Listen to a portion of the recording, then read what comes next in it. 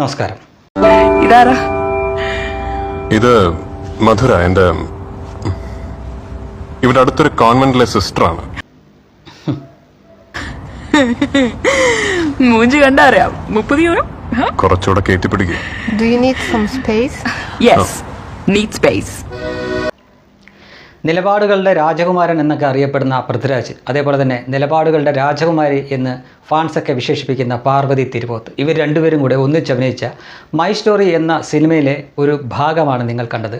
ഇതിലും വലിയ സ്ത്രീ വിരുദ്ധത നിങ്ങൾ മറ്റേതെങ്കിലും സിനിമയിൽ കണ്ടിട്ടുണ്ടോ എന്ന് നിങ്ങൾ തന്നെ ഒന്ന് ആലോചിച്ച് നോക്കുക. ഒരു സ്ത്രീയെ ഇതിലും കൊച്ചാക്കാൻ പറ്റുമോ? അതൊരു വിദേശ സ്ത്രീ ആയതുകൊണ്ട് മാത്രം അവിടെ ക്ഷമിക്കപ്പെടേണ്ട ഒരു കാര്യമല്ല. തന്നേക്കാൾ സുന്ദരിയായ ഒരു സ്ത്രീ നായകൻ്റെ കൂടെ സംസാരിച്ചുകൊണ്ട് നിൽക്കുന്നു. ഇതാരാണ് എന്ന് നായിക ചോദിക്കുന്നു. അപ്പോൾ നായകൻ പറയുന്നു, ഇത് അടുത്ത കോൺവെൻറ്റിലെയാണ്, ഇവിടെ അടുത്തൊരു കോൺവെൻറ്റിലെയാണെന്ന് പറയുമ്പോൾ മൂഞ്ചി കണ്ടാൽ അറിയാം 30 യൂറോ എന്ന് പറയുന്നത് ആരാണ്? ആ സ്ത്രീയേക്കാൾ സൗന്ദര്യം കൊണ്ട് താഴെ നിൽക്കുന്ന ഒരു വ്യക്തി. അവളുടെ മോന്ത കണ്ടാൽ അറിയാവുന്ന 30 യൂറോയ്ക്ക് കിട്ടുന്ന, നമ്മുടെ ഇവിടെയൊക്കെ പറയത്തില്ലേ 50 രൂപ അല്ലെങ്കിൽ 100 രൂപ എന്നൊക്കെ, ആ രീതിയിൽ നടക്കുന്ന സ്ത്രീകളെ പറയുന്ന അതേ ഭാഷയാണ് അവിടെ ഉപയോഗിച്ചിരിക്കുന്നത്. 30 യൂറോയ്ക്ക് കിട്ടുന്നതല്ലേ എന്ന് പറയുന്നു. അപ്പോൾ ചിരിച്ചുകൊണ്ട് നായകൻ പറയുന്നു, കുറച്ചുകൂടി കയറ്റിപ്പിടിക്കുന്നു. അതിലും വലിയ സ്ത്രീ വിരുദ്ധത മറ്റെന്താണുള്ളത്? ഈ കൂട്ടർ തന്നെയാണ് ഇവിടെ സ്ത്രീപക്ഷവാദികളായിട്ട് അഭിനയിച്ച് തകർത്തുകൊണ്ടിരുന്നത്. എൻ്റെ സിനിമകളിൽ സ്ത്രീവിരുദ്ധമായിട്ടുള്ള ഒന്നും കാണില്ല എന്ന് പറഞ്ഞ ആ വ്യക്തി തന്നെ തൻ്റെ ആദ്യത്തെ സംവിധാന സിനിമയായിട്ടുള്ള ലൂസിഫറിൽ പോലും യഥേഷ്ടം സ്ത്രീവിരുദ്ധതകളുണ്ടായിരുന്നു. മകളുടെ പ്രായമുള്ള ഒരു കുട്ടി, അല്ലെങ്കിൽ മകളായിട്ട് കാണേണ്ട കുട്ടിയെ അതിലെ വളർത്തച്ഛനായിട്ടുള്ള ബോബി കെട്ടിപ്പിടിക്കുകയും അതിനുശേഷം അവളുടെ അരക്കെട്ട് നോക്കി നിനക്ക് അവിടെ കുറച്ച് ചത കൂടുന്നുണ്ടോ അല്ലെങ്കിൽ മാംസം കൂടുന്നുണ്ടോ എന്ന രീതിയിൽ പറയുകയും ചെയ്യുന്ന ഒരു സീൻ അതിനുണ്ട്.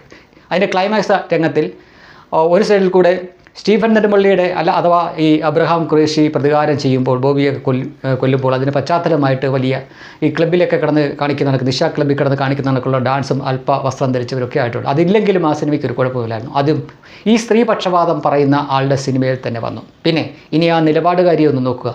ആ വ്യക്തി അവസാനമായിട്ട് മലയാളത്തിൽ അഭിനയിച്ച സിനിമയിൽ സഹനടൻ ആരായിരുന്നു എന്ന് നോക്കുക. അലൻസിയർ എന്ന വ്യക്തിയാണ് സഹനടൻ.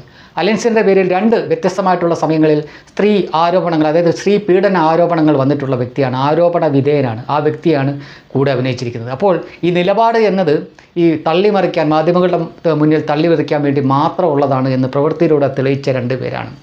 അതിലൊരു വ്യക്തിയാണ് ഇപ്പോൾ ഏറ്റവും കൂടുതൽ വിവാദമായ ഒരു സിനിമയായിട്ട് വന്നിരിക്കുന്നത്. ആളുകൾ മറക്കാൻ ആഗ്രഹിക്കുന്ന, അല്ലെങ്കിൽ ഇനി അങ്ങനെയൊന്ന് ആവർത്തിക്കരുതേ എന്ന് മനുഷ്യത്വമുള്ളവർ അല്ലെങ്കിൽ ദേശസ്നേഹികളായിട്ടുള്ളവർ ആഗ്രഹിക്കുമ്പോൾ അത് കുത്തി നോവിച്ചുകൊണ്ട്, അതും കൃത്യമായിട്ട് ഒരു വിഭാഗത്തിനെ കുത്തി നോവിച്ചുകൊണ്ട് ഒരു പ്രോപ്പഗണ്ട സിനിമയായിട്ട് വന്നിരിക്കുകയാണ് ആ നിലപാടിൻ്റെ രാജകുമാരൻ.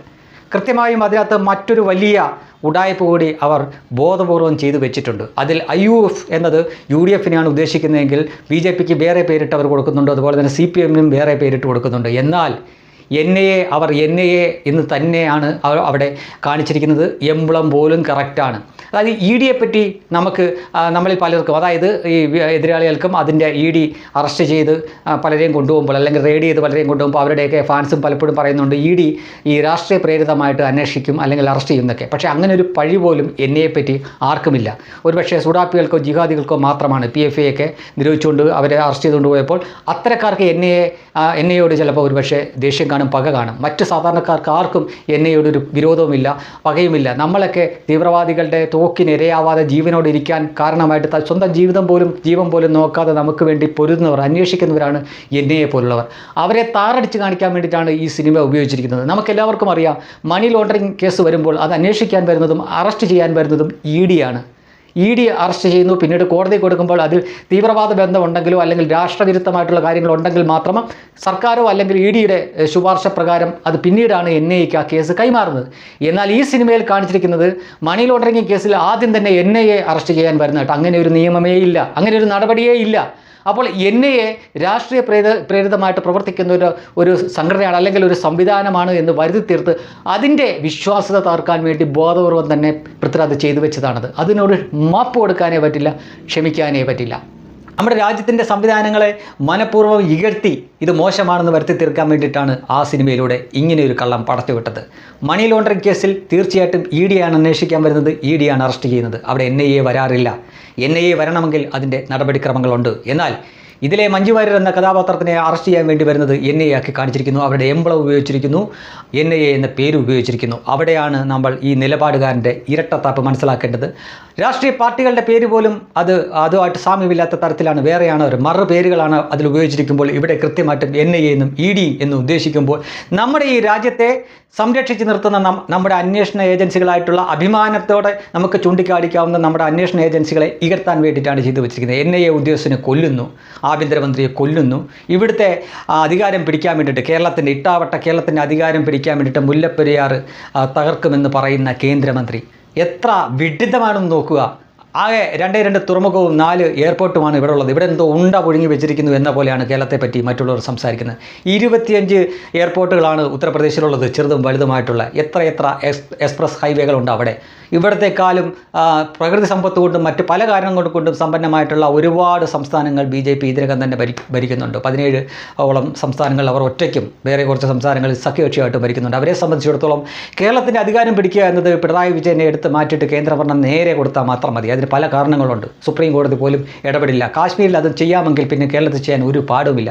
അപ്പോൾ അങ്ങനെയുള്ളപ്പോൾ മുല്ലപ്പെരിയാർ പൊട്ടിച്ചിട്ട് അവരതിന് മുതിരുമെന്നൊരു സിനിമയിലൂടെ കൊടുത്തുവിടുമ്പോൾ അല്ലെങ്കിൽ കടത്തിവിടുമ്പോൾ അത് അത്ര നിഷ്കളങ്കമാണോ എന്ന് ചിന്തിക്കണം. അപ്പോൾ ഈ പൃഥ്വിരാജ് എന്ന് പറഞ്ഞ വ്യക്തി ആർക്ക് വേണ്ടിയിട്ടാണ് ഈ സിനിമ പിടിച്ചത്? ഒരു കാര്യം ഉറപ്പിച്ച് പറയാം, ഈ സിനിമ വിജയിച്ച് ഇതിൽ നിന്ന് കോടികൾ കൊയ്യാൻ വേണ്ടിയിട്ടല്ല അവർ ഈ സിനിമ ഇറക്കിക്കൊണ്ടുവന്നത്. കാരണം ഈ ഒരു സിനിമ കേരളത്തിലല്ലാതെ വാളയാറിന് അപ്പുറം ഓടില്ല എന്ന ബോധ്യം അവർക്ക് നന്നായിട്ടുണ്ട്.